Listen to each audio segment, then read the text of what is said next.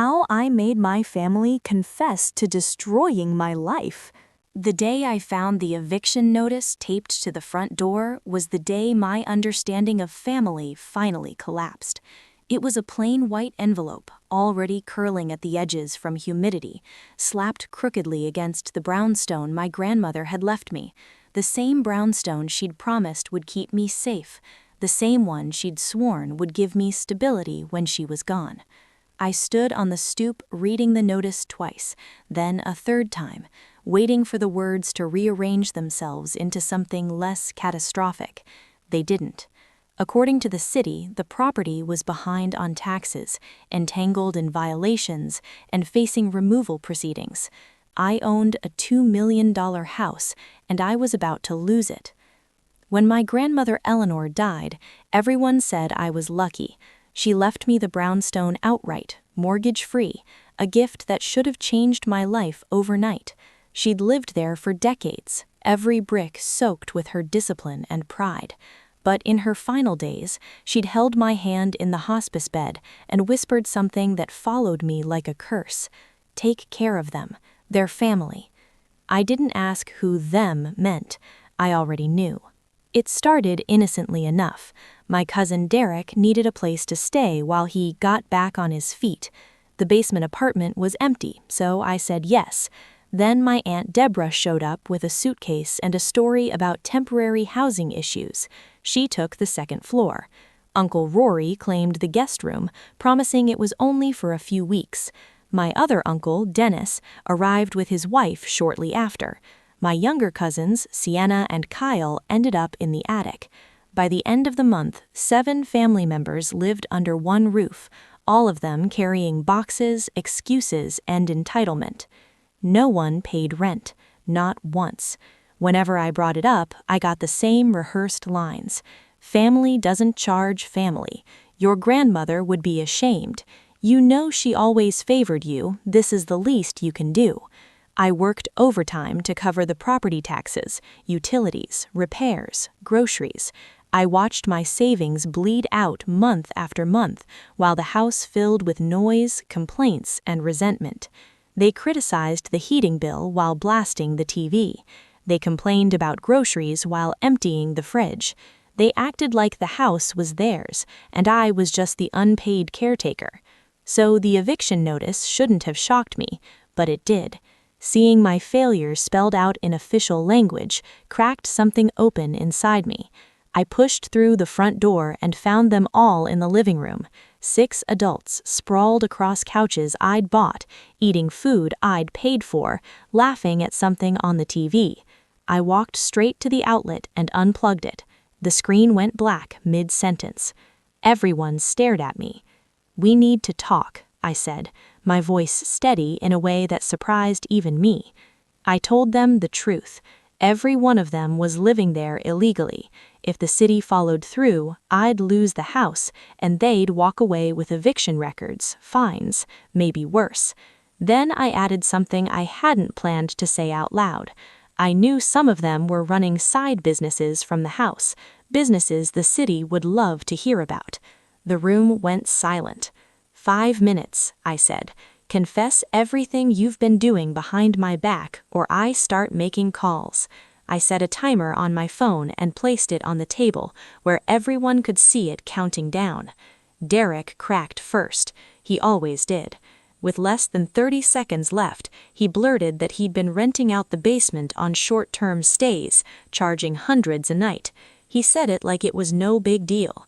Aunt Deborah exploded until Derek laughed and revealed her secret too. She'd been running an unlicensed daycare in the backyard, taking cash from parents, 8 kids a day.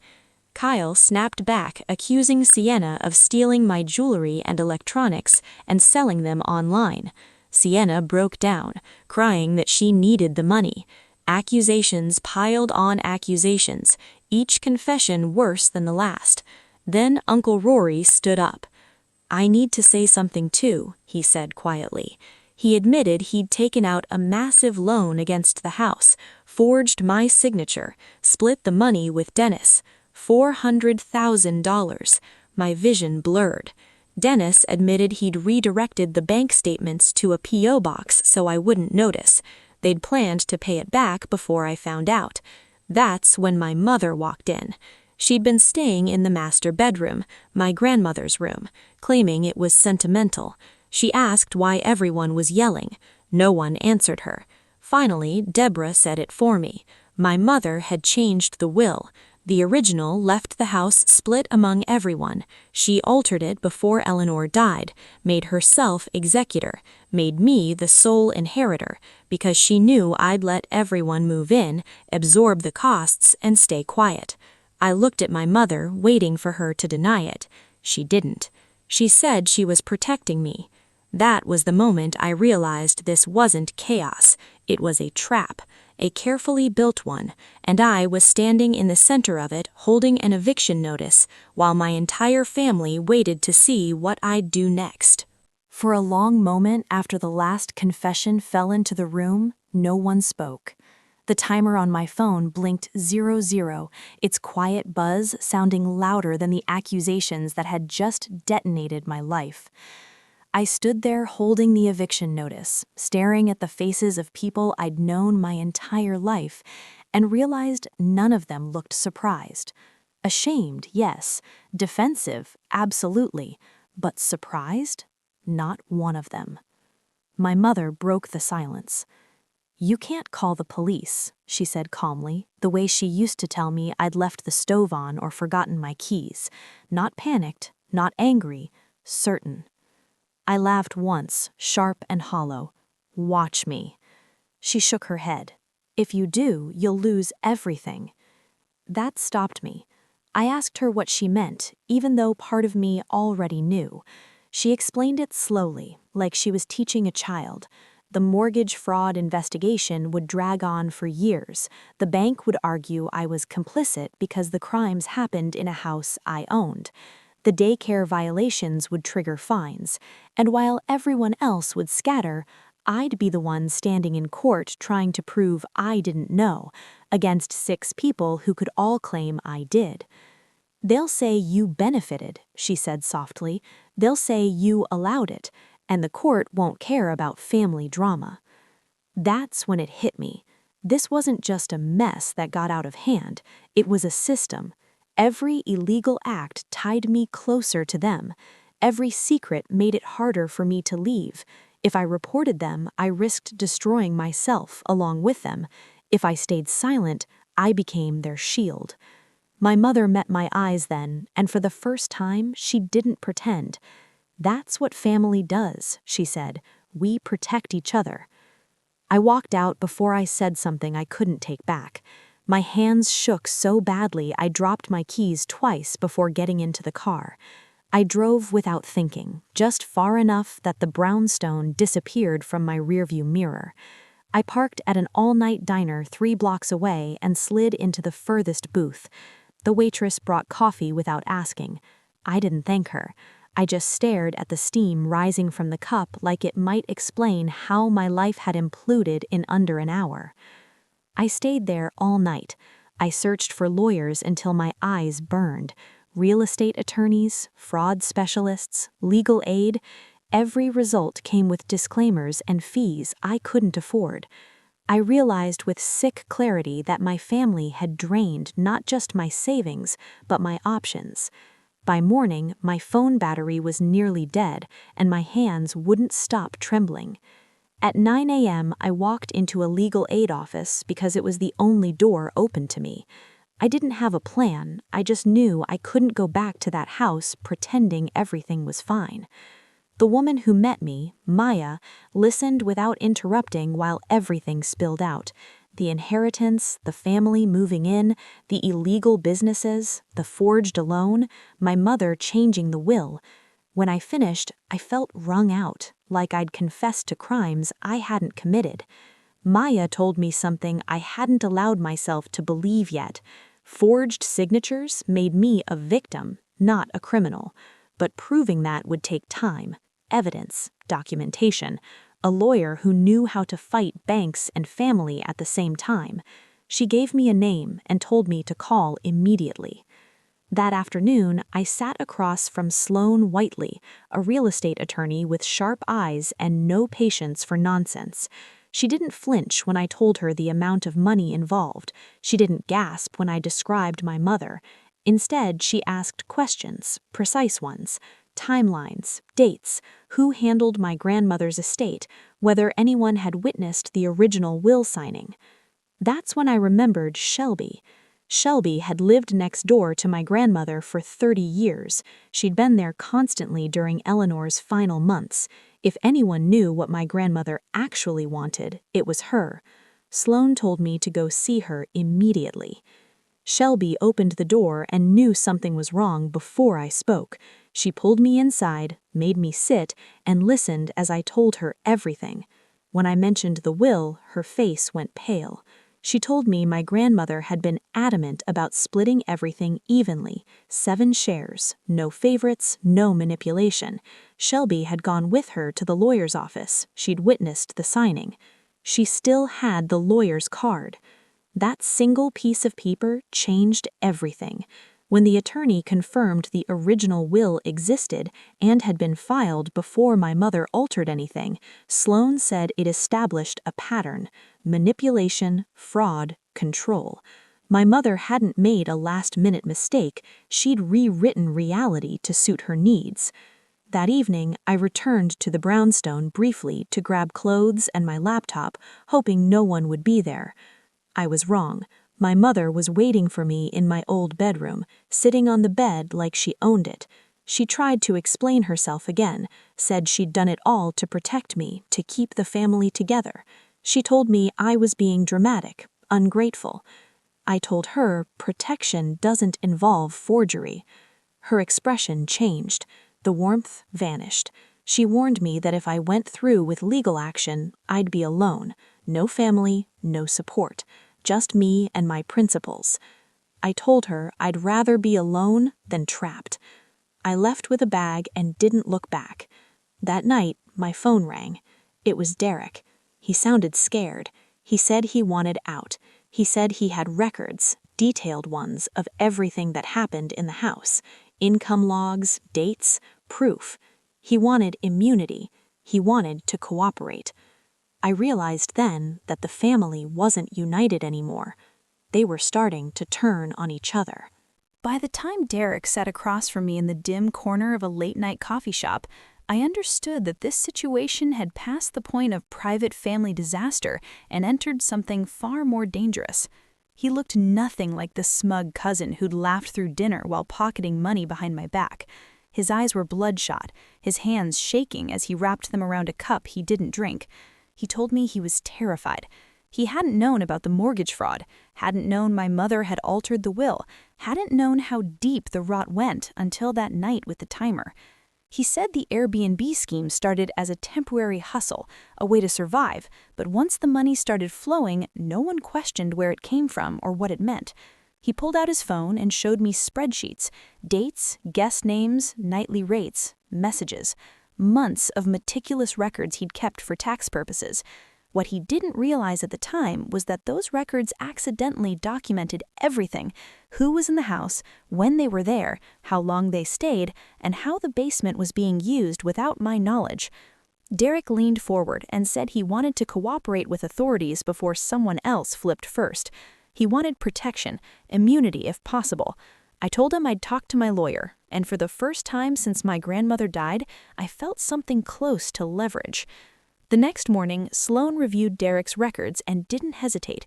She contacted the district attorney's office and arranged a meeting. Watching my cousin sit in a law office explaining how our family imploded felt surreal, like observing a slow-motion crash I'd been trapped inside for months.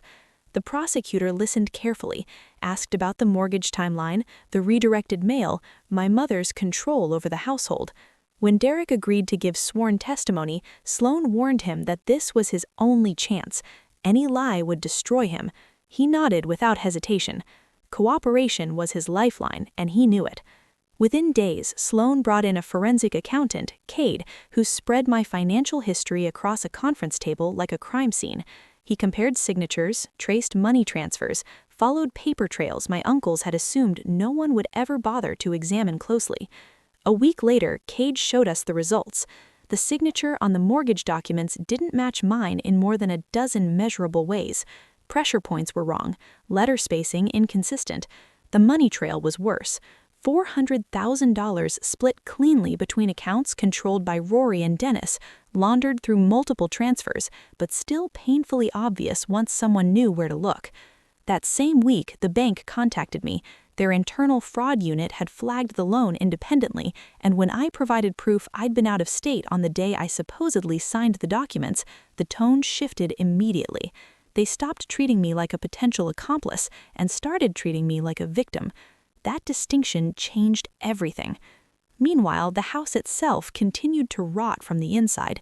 Deborah stormed into my hotel room one night uninvited, accusing me of destroying the family, insisting that family forgives mistakes instead of calling lawyers.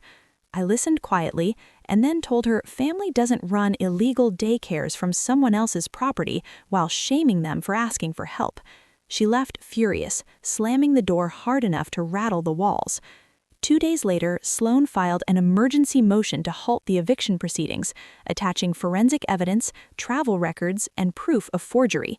The judge granted a temporary stay within 48 hours. For the first time in months, I could breathe. But the relief didn't last. Kyle called next, angry and paranoid, accusing me of exaggerating minor stuff. I reminded him that dealing drugs from my house put me at risk of asset seizure. He told me I'd regret this, and hung up. I blocked his number immediately. Sloan advised documenting everything still happening at the brownstone, so she connected me with a private investigator named Houston. Within days, Houston had photographic proof: Derek exchanging keys with Airbnb guests, Deborah supervising children in the backyard, Kyle greeting a steady stream of nighttime visitors who stayed less than 10 minutes each. The images were time-stamped, clinical, devastating. This wasn't desperation, it was exploitation. The police called me in for a formal interview shortly after. I sat in a gray room for 4 hours, recounting the same story again and again, while a detective recorded every word. When he told me my uncles would likely face felony charges, I felt numb rather than relieved. That numbness followed me into the next unexpected twist. Sienna reached out. She asked to meet alone, said she needed to tell me something important. I expected manipulation. Instead, I found a terrified teenager who confessed that Kyle had threatened to out her if she didn't help him. That's why she stole from me. That's why she stayed quiet. She slid an envelope of cash across the table and said she wanted to make it right. When Sloan heard Sienna's story, she immediately brought in a family law attorney to protect her as a coerced minor. Watching my cousin break free from the same trap I'd been caught in made something shift inside me. Not everyone in this family was evil. Some were just scared and controlled. By the end of that week, prosecutors had cooperating witnesses, banks had proof of fraud, investigators had documentation, and my family was no longer a single united force. They were fractures, cracks, fault lines spreading under pressure. And at the center of it all was my mother, watching everything unravel, knowing the system she built to control me was finally turning against her. By the time the police interviews ended and the evidence stacks grew thick enough to fill an entire filing cabinet, I thought I had already seen the worst of what my family was capable of. I was wrong. What I didn't yet understand was that while my uncles had stolen from me in one violent financial strike, my mother had been stealing from me slowly, quietly, and deliberately for over a year, right under my name. The truth came out because Houston, the private investigator, didn't stop when Sloan asked him to document activity at the brownstone. He followed patterns, he cross-checked addresses, he traced mail routes, and that's how he found the P.O. box 2 blocks from the house, registered in my mother's name, receiving statements I'd never seen. Credit card statements, multiple accounts, all opened in my name. When he laid the evidence out in front of me, my stomach dropped in a way it never had before. This wasn't about protecting family. This was identity theft.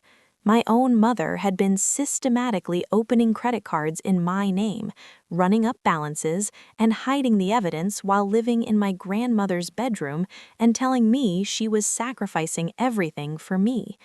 The total was just over $35,000, not enough to bankrupt me outright, but enough to destroy my credit, my future borrowing power, and any illusion that this was accidental. When I confronted the reality of it, something inside me finally went quiet. There was no anger left, no shock, just a hollow certainty that the person who was supposed to protect me had chosen control instead. I filed a police report the same day. The detective handling the mortgage fraud added the credit card fraud to the case immediately, and within 72 hours, my mother was brought in for questioning with an attorney already prepared to negotiate. She admitted opening the cards. She used the same excuse everyone else had used. She planned to pay it back before I noticed. Hearing that familiar line repeated by my own mother felt almost surreal, like watching a script she'd written play out against her. Formal charges followed: identity theft, fraud, and restitution orders. A plea deal kept her out of jail, but included probation, mandatory counseling, and a strict no-contact order with me. That clause alone felt heavier than any sentence. The woman who raised me was legally forbidden from speaking to me because of what she'd done. I didn't cry, I didn't feel relief, I just felt finished. The emotional crash came later, in quiet moments alone in my hotel room, when the adrenaline faded and the grief crept in. I wasn't just losing my family, I was mourning the version of my mother I thought existed. Therapy became non-negotiable. Sloan referred me to a trauma specialist who understood family betrayal, and for the first time, someone said out loud what I'd been afraid to think. Abuse doesn't stop being abuse just because it comes from family. While I was processing that truth, the legal machinery kept moving. The probate court officially challenged the altered will after my grandmother's original attorneys submitted documentation proving her true intentions. The ruling invalidated my mother's version completely. The house was no longer mine alone. It was split 7 ways, exactly as my grandmother had wanted. When Sloan explained it to me, she watched for resistance, for anger, for desperation. Instead, I felt calm. I'd rather lose money than live inside a lie. My share dropped from $2 million to a fraction of that, but it was clean, honest, untainted by manipulation. That decision changed how the court viewed me. Judges notice integrity, prosecutors do too, and while my inheritance shrank, my credibility grew. Criminal cases followed swiftly. Rory took a plea deal, avoiding prison in exchange for restitution and probation. Dennis refused, convinced he could blame everyone else and walk free. He went to trial.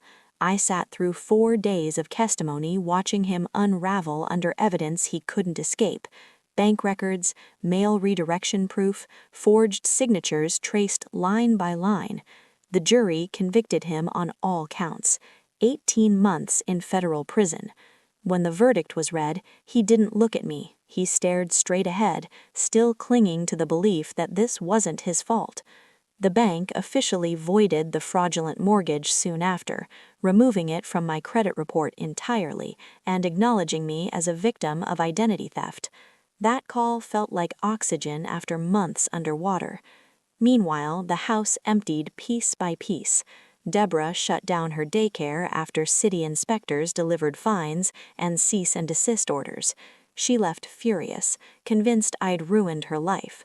Derek moved out quietly, immune deal secured, his guilt hanging heavier than any sentence. Kyle disappeared to avoid charges, only to resurface later facing drug court instead of prison. Sienna moved forward, out of the attic, out of fear, into a life she chose for herself. The brownstone, once my grandmother's pride, went on the market, scarred by legal history and family chaos. When it finally sold, my portion wired into my account felt almost unreal, less than I once imagined, more than I ever thought I'd see after everything collapsed.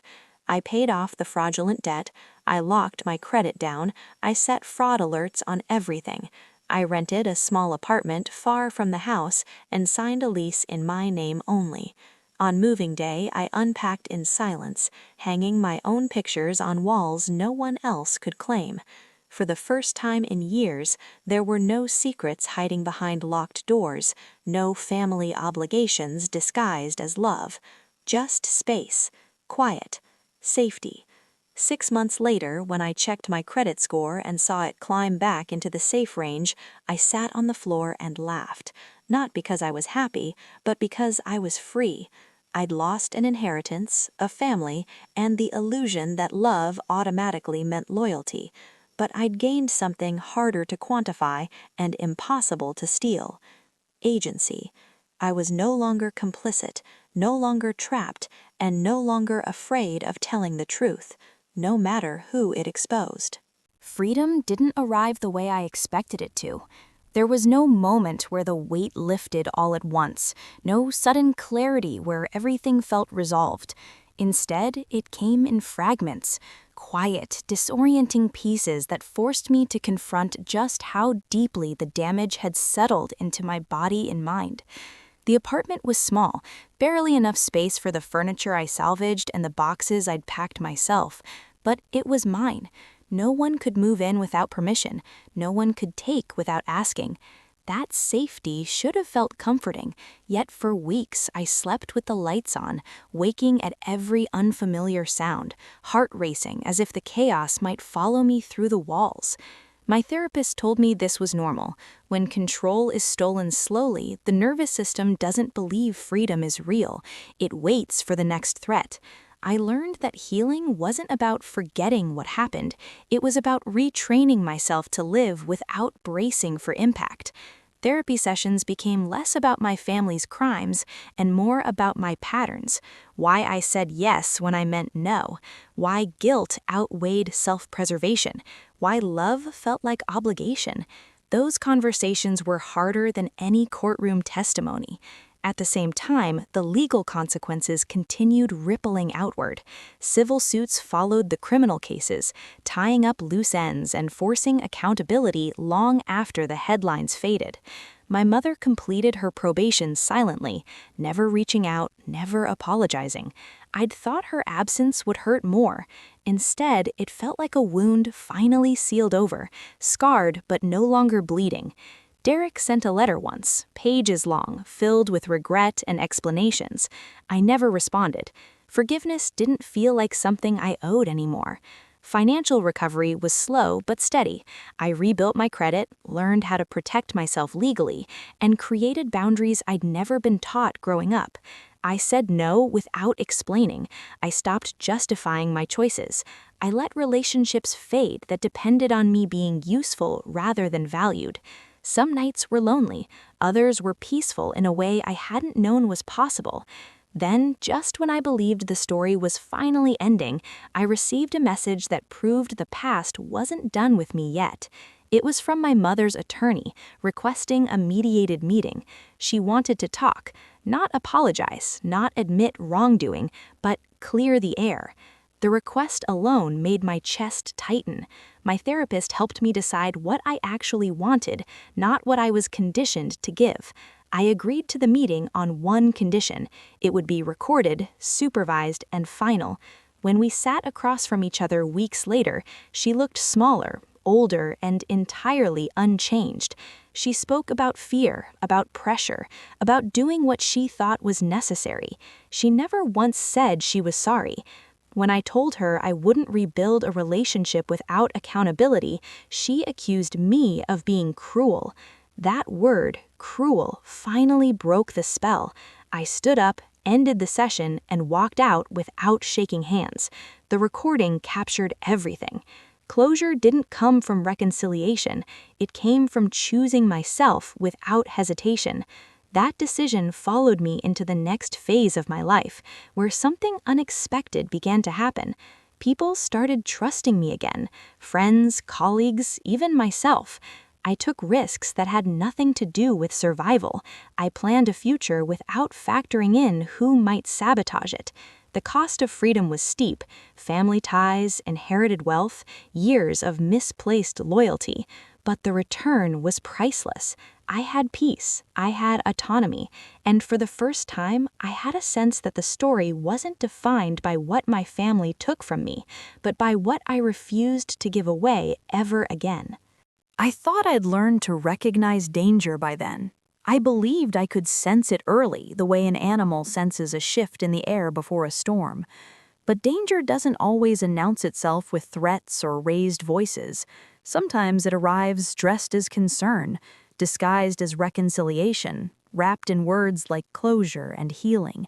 That's how it found me again, months after the mediation, when life had finally settled into something steady.